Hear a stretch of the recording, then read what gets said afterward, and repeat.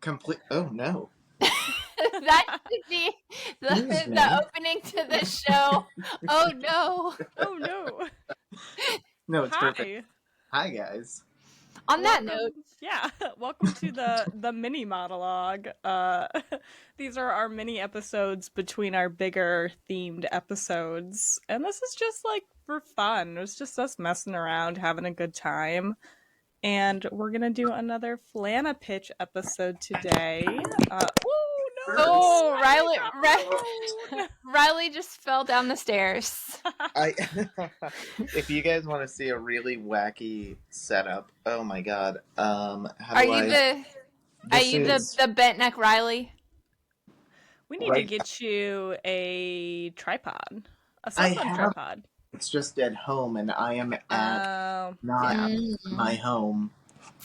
Makes sense. So sense. right now I'm just kind of. All right, yeah, there we go. Hopefully that doesn't happen again. My name is Cecilia. I'm joined by my co-hosts Riley, who just fell down the stairs, and Kelsey. Hi, I did not fall down the stairs. Not yet. Oh, God. Not yet. Oh no. Not yet. Both Riley and I have a potential Flanapitch, and we need to decide which one we want to do today. I guess we could say what we're thinking, and then we could decide which one we want to flesh out. Because I think Riley has seen mine. Kelsey, I'm not sure if you've seen mine. Okay, this is good, because have you not seen it? Because I've never seen or read mine, and that's why I'm like, I don't know if it'll work. Wait. I hope they know what it's about. Wait, what is it? What? Wait, No, how do you have a pitch that you don't know what it is? I don't understand. I'll explain when the time comes. Okay. Okay, I'm intrigued. Okay. Should I start? Yes. Yeah. Okay. I want the anticipation to So, build. I tried to think, what is something that Mike Flanagan has not done yet that I personally really love as a genre? And this one was hard to flesh out because I don't know amongst the normal Flaniverse who can sing. Oh. Okay. Interesting. Okay. I like where this is going. I do too. This movie musical is something I came upon when I was in college, although it did come out in 2008, and really loved it, became kind of obsessed with it. Recently, I rewatched it like a week ago, and I just thought, man, I really wish either there was a sequel to this or somebody would redo this and take all the problematic weird stuff out of it. I don't know if Riley... anyways, I know exactly what you're gonna say. Who has seen Repo the Genetic Opera? Me, you. I was gonna tell you, get over here because you. I've know heard it of better it, than I do. but I don't. Okay. So I'm relying entirely on what you're about to tell me. So Repo the Genetic Opera is a movie musical that is set in like a sci-fi near distant future where a big medical corporation has essentially created an oligarchy over like the country. They're very vague on it, but they sell organs. The thing is, they sell them really expensive. So if you don't pay off your organs in time, the repo man will come and repossess your organs. And this is organs like a heart and spleen and liver, not like a pipe organ from a church. Well, I mean, I got that, but like, could it also be like limbs or? Yeah, it could be pretty much anything. Yeah. So the musical is like a rock opera that's the music's very gory. It stars Anthony Head of like Buffy Claim, who played Giles. It also has what's her name? Hold on, I wrote it down. It has Alexa Vega from Spy Kids. And the premise of the movie is that Alexa Vega's character is sick with an illness. Her mom died and passed on the illness to her. And her dad is the repo man, but she doesn't know. And he goes around and kills people and repossesses their organs.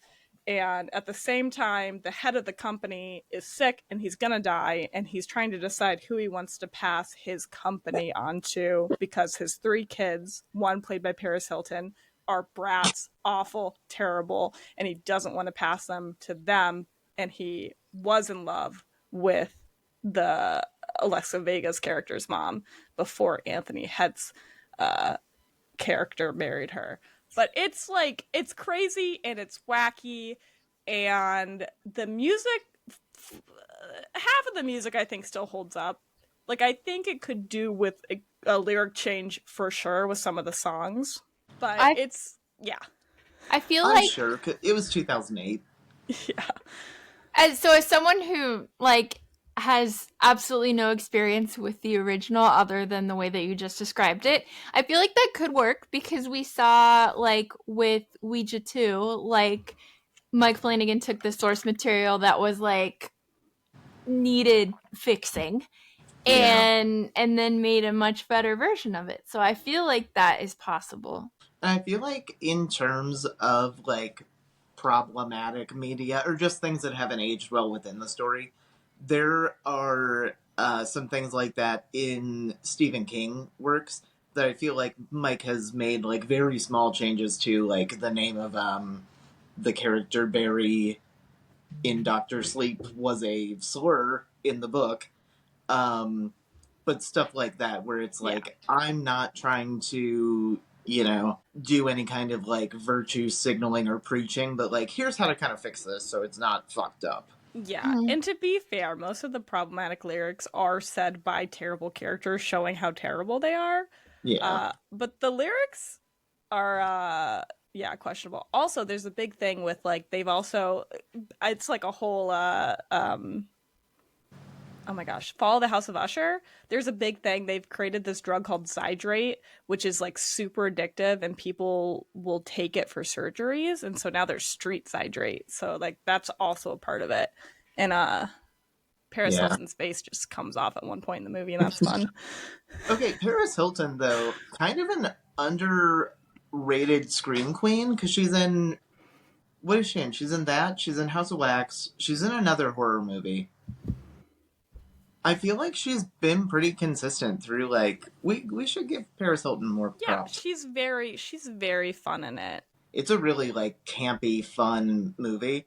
And I think the, like, kind of industrial-ish setting and what Mike did with the Fall of the House of Usher, I feel like that would just, like, those would mesh really well. Yeah, it would be fun to be more of that, like, rock and roll style.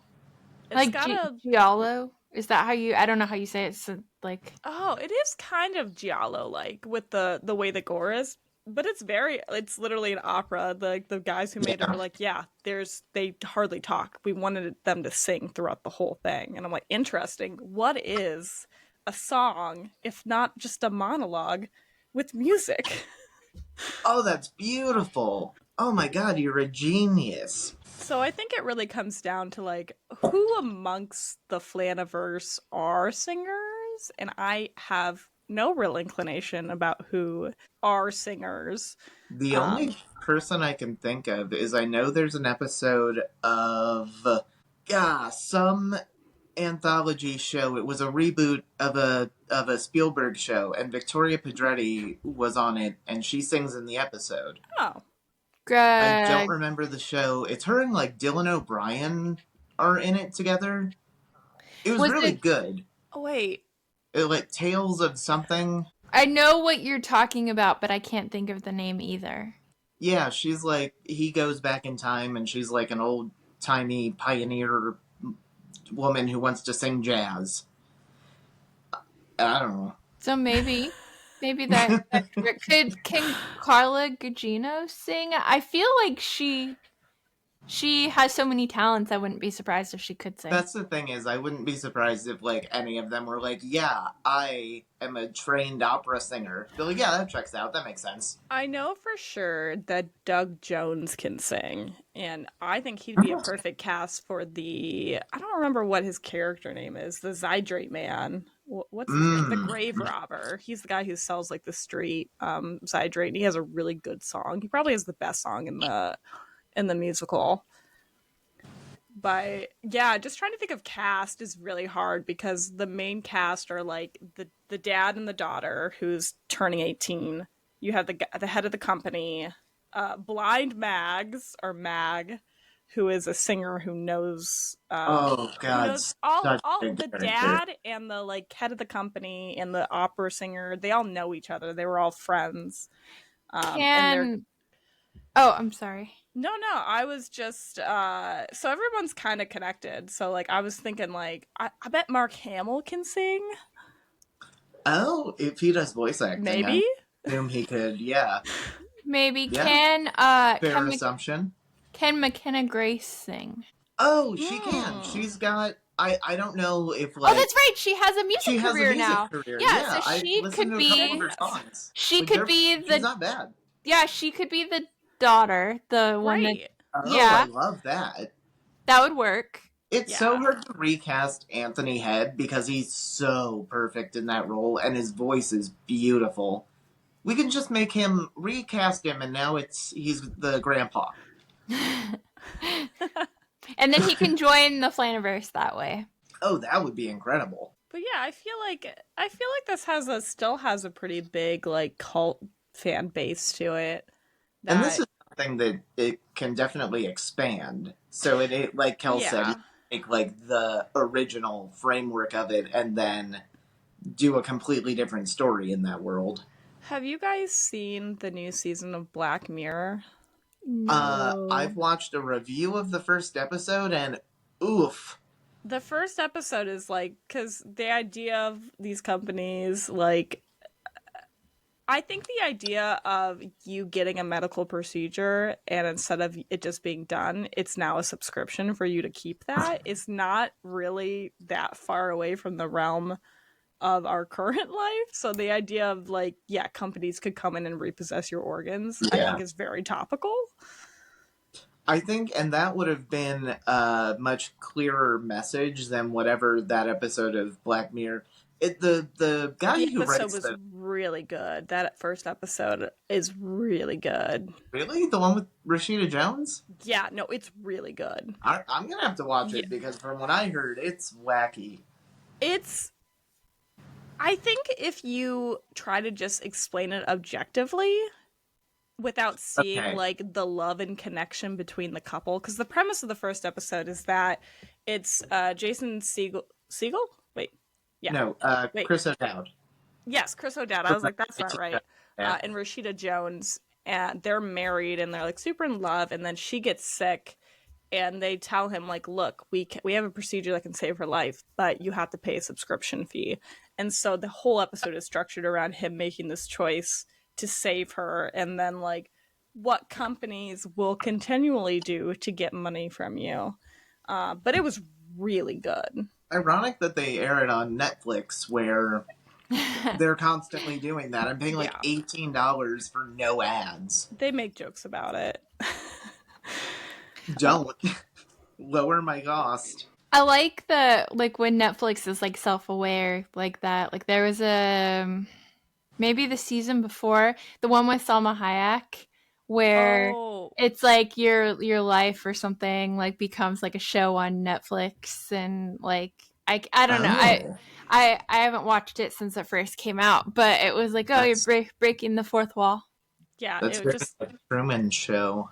yeah, it was like one person, like Annie, that somehow Oh Netflix yeah. It's owned the like Annie rights Murphy. to her life, and then Selma Hayek plays her, and then someone else plays Selma Hayek playing Annie. It's just like it just keeps going and going and Mhm. going.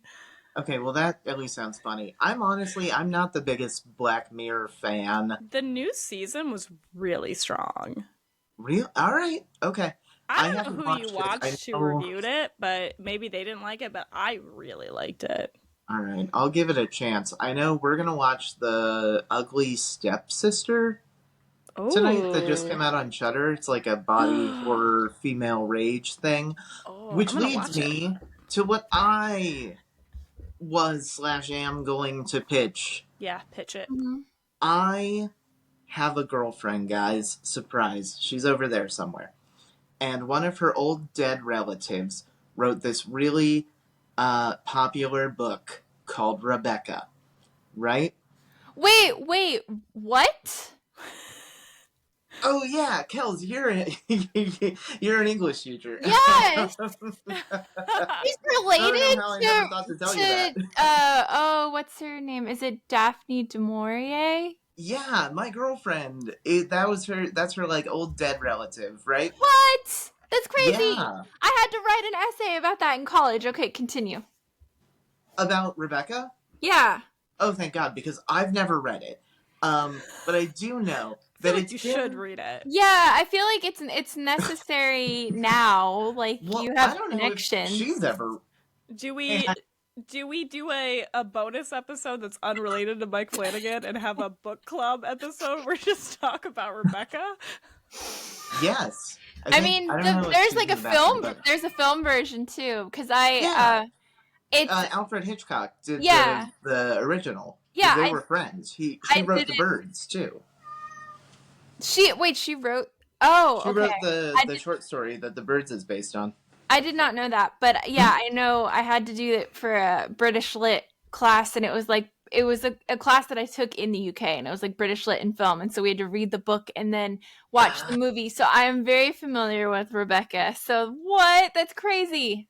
Oh, that's great. Yeah, that was my pitch was, hey, they've made a couple versions of this, but what if they made it with female rage body horror like a Swallow, I feel like is a good movie that it could be similar to, or like Invisible Man, but more like I want more body horror. Like I want her literally turning into another woman or So like being like Tusk kind of fucked up stuff.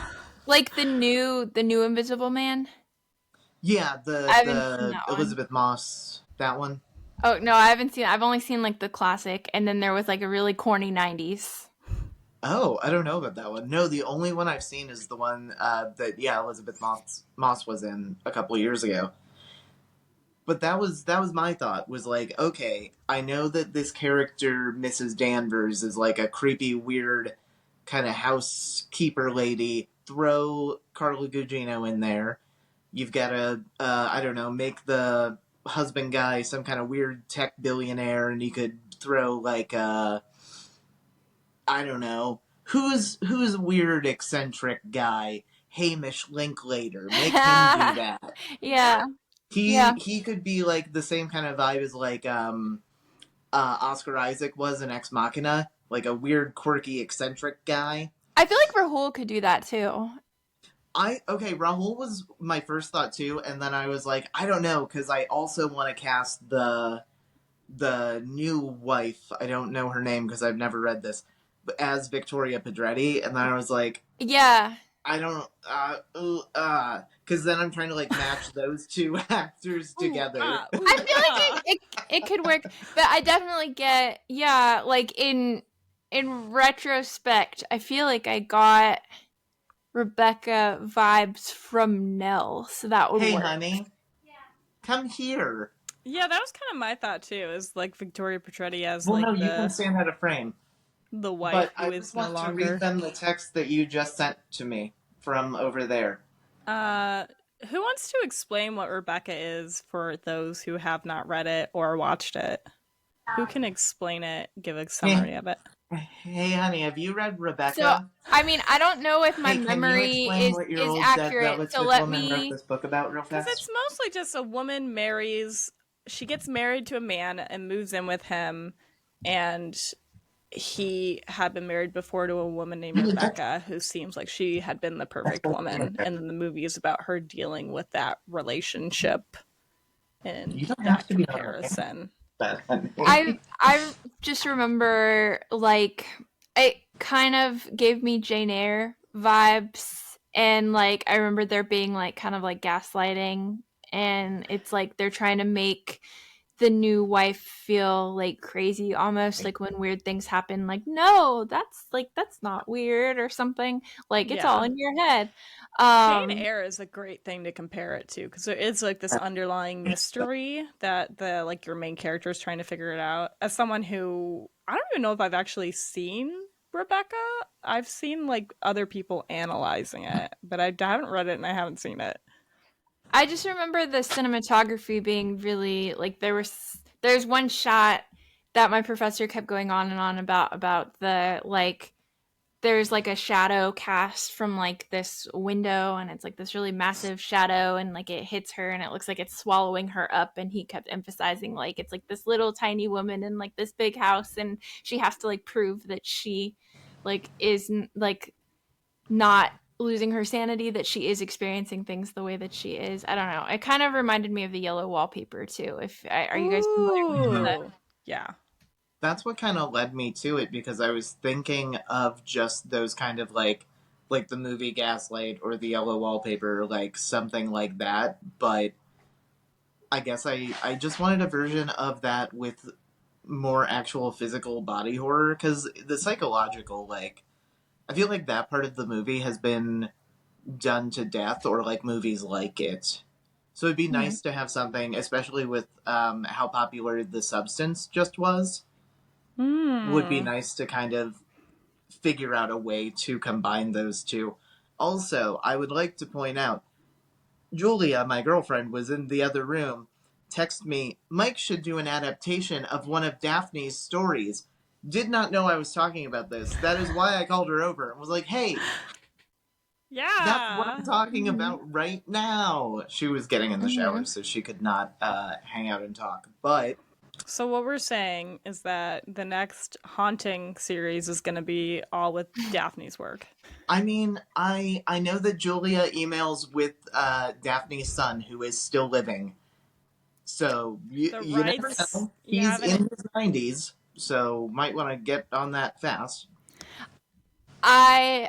So before the fall, like many years before, well, not many years, but years before the fall of the House of Usher was Mhm. announced, I remember, I think this was like around the time that Bly came out, and I was like, do Poe, like on Twitter. And I'm not on Twitter X or whatever anymore, but I remember when it Fall of the House of Usher was announced, I was like, yes, I predicted this. So I'm gonna say it right now and just put it out into the universe and pretend that, even though I have no control over this, pretend that that will happen now. We can manifest. Well, We You're can try. manifesting. a good like, because Poe, all of his works are in the public domain now, so like getting the rights wouldn't have been an issue. Hmm. But like, Haunting of Hill House isn't in public domain though, is no, it? so he probably, because that would have been the 60s. I think right now it's like 1920, I think it's like 25, because it's it's 100 years before, I think. I thought Okay. it was 90 because I Wizard of Oz is public domain. Yeah, I think Oh. Wizard of Oz, the book is public domain, but not Yeah, not the yeah. movie, but I mean, we're Okay, so that getting would have been. close to when the movie will be public domain because that was in the 1930s. Let's I see. think Rebecca was 39. Works I think. published before 1930 are in the public domain. Okay. Okay, Yeah, so so we're it would be getting a little bit of a close wait. to, yeah. Um, but yeah, so what year I was don't know Rebecca if I have published? much. It, Um, 39, I think. So I mean, if Mike Flanagan needs an in for the rights, I don't know if Maybe. rights are necessarily an issue though, because I mean Christopher Pike, that was like what, the early 90s, late 80s, and so that's obviously not in Mm. the public yeah, domain. but it could have been something where like he probably got permission from Christopher. I don't know. Is Christopher Pike deceased? I No, he's I alive. Okay, I was He gonna say probably got the I hope rights, he's still alive. from Yeah. Christopher Pike and their lawyers. Probably So gave him the rights. maybe Julia could could give the rights to. That's what I'm wondering. I'm like, does she need, what exactly would she need to prove that, other than her like little family ancestry log that she did Well, to Well, figure this doesn't out? she have the somebody, same last name? Yeah, she has the same last name as Be like, Daphne. I have the same last name on the family tree. There you go. yeah, I wonder. Maybe I it mean, could work. There's not a lot of them. in theory, I would assume it would be the son has the rights currently, because usually only one person can have the rights. But I Yeah, think I don't it's know. the or spouse there's an and then estate. the children and then the estate. Yeah. So I don't know if she had a spouse Yeah, or Because like I know with Dr. Seuss, it was his wife, because when Universal was getting the rights for Islands of Adventure, it was the wife. Oh. Yeah, I wonder how that would work. I'll have to look into it if her and I, because Julia loves body horror shit. I feel like, Mike, hire her to help you and Kate write this movie. Yeah, Well, you it's a just have winning to figure out who the owner of the rights is right now. Well, I feel like this is also very much a, I'm not going to actually do that. We got My into dream a right legal now. conversation. Yeah. I don't know. Who knows? Maybe Mike is listening and he's like, that's an idea. Okay. I mean, not like he has like 5 million things going on right now, but No, like, he's listening. put it on the list. It's fine. I'll text him. I'll text random numbers until I figure out which one is his. Don't do that. Don't do that. Don't do that. No, it's my hobby. It's fun. It's fun. No. It's how I make all my friends. No, last night Eric and I watched that catfishing documentary, The Sweet Bobby or whatever. And no. What's that? I don't know. We don't have enough time in this podcast to get into that story. What's But it called? I'll watch it. It's called. It's either My Sweet Bobby or Sweet Bobby, and it's like a catfishing thing. Okay, I love it. I'm gonna watch it. I love a fucked up So documentary. don't text random numbers. No. Fine. Yeah, I didn't like when people were texting the like 1-digit lower or higher than yours. Like, people were getting annoyed. But it can cute stuff can happen, like that lady that ended up inviting that kid to Thanksgiving, and now they have Thanksgiving together every year. That one's cute. Yeah, that one's cute. People aren't as nice anymore.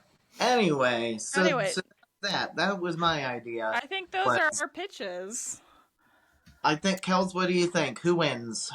I don't know if I think the feel winner. Like that's unfair because you're the winner very familiar with one and not at all with the other. I think if we're talking about logistically, which one would be easier, not to go back into the legalese, I feel like getting the rights to Daphne's works, unless they're already owned by somebody, would be much easier than getting the rights from the repo guys.